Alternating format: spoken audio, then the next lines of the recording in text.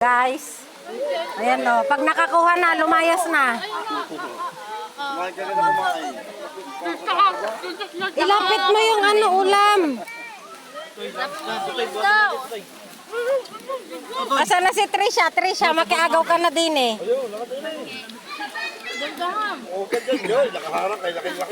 Kunin mo yung mangkok doon, Ining. Lagay ng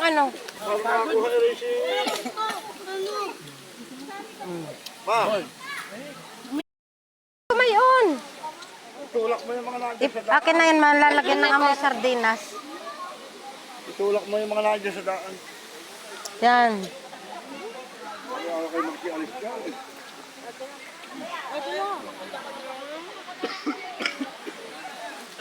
Ayan, inubo na. Inubo na. Ulam.